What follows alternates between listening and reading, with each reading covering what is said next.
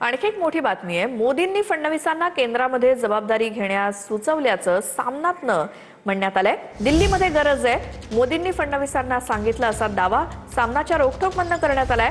महाराष्ट्रामध्ये पसंतीचा सीएम नेमला जाईल असं फडणवीसांना आश्वासन देण्यात आलंय, असं देखील सामनातनं छापण्यात आलंय। तर शहांनी स्वतःचा गट उभा करण्यास सुरुवात केली आहे। दिल्लीमध्ये मोदी आणि शहा यांच्यामध्ये सुप्त संघर्ष सुरू आहे, अशी बातमी सामनातनं छापण्यात आली आहे। तर मोदींनी फडणवीसांना दिल्लीत बोलावून केंद्रीय मंत्रिमंडळात जबाबदारी घेण्याबाबत सुचवलं। सध्या दिल्लीमध्ये मला तुमची गरज असल्याचं सांगितलं।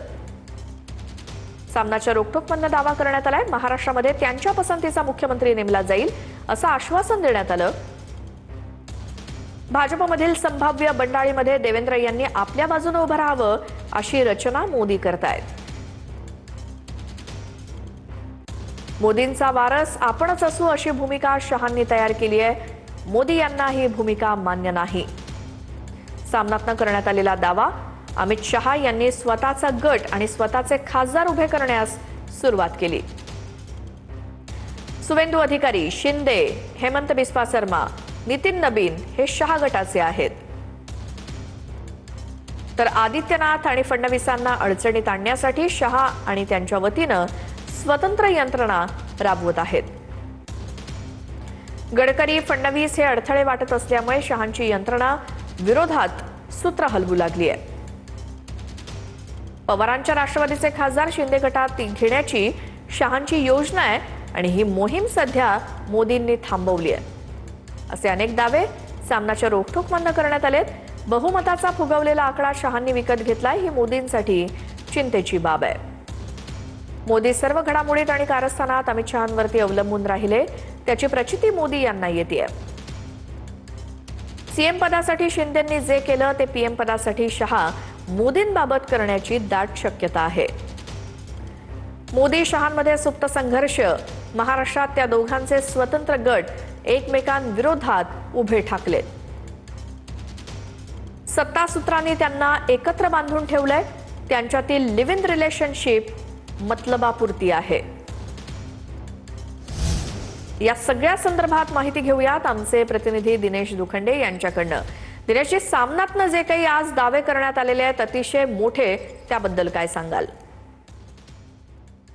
बघा, संजय राऊत हे मुखपत्र सामनाचे कार्यकारी संपादक आहेत, तसे ते राज्यसभेत शिवसेना उभाटाचे गेल्या 22 वर्षांपासूनचे सदस्य आहेत आणि दिल्लीतील राजकारणात त्यांचं बारकाईने लक्ष असतं। तिथे ज्या काही घडामोडी घडतात त्यावर ते मुखपत्र सामनातही भाष्य करत असतात आणि त्यांच्याकडेही दिल्लीतल्या राजकारणाची प्रदीर्घ अनुभवामुळे आतली बातमी असते।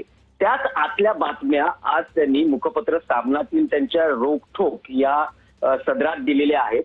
मोदी नक्कीच जातील, पण कोणत्या मार्गाने, असं या रोखठोकचं शीर्षक आहे आणि त्यात त्यांनी अनेक बातम्या दिल्या आहेत, ज्यात मोदी आणि शहा यांच्यामध्ये केंद्रीय राजकारणात असलेला सुप्त संघर्ष त्यांनी या लेखात मांडलेला आहे।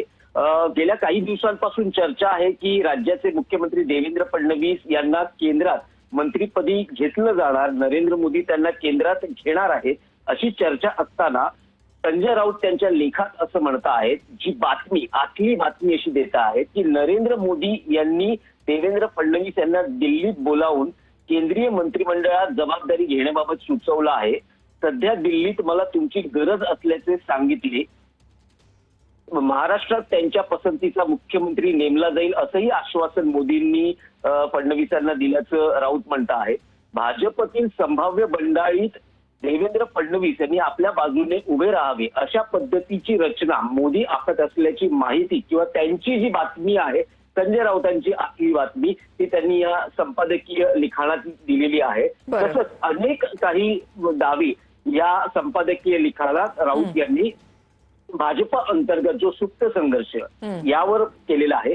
राज्यात काय घडेल यावरही संजय राऊत यांनी या लिखाणात भाष्य केलेलं आहे। ते असं म्हणतात की शिंदे आणि फडणवीस यांची मैत्री ही जबरदस्तीचा मामला असून सत्ता संघर्षाच्या किंवा सत्तेच्या सूत्रानं या ज्या एकत्र बांधून ठेवलं असल्याचा दावाही राऊत यांनी या संपादकीय लिखाणात केला आहे. बिलकुल दिनेशजी, धन्यवाद या सगळ्या माहितीसाठी.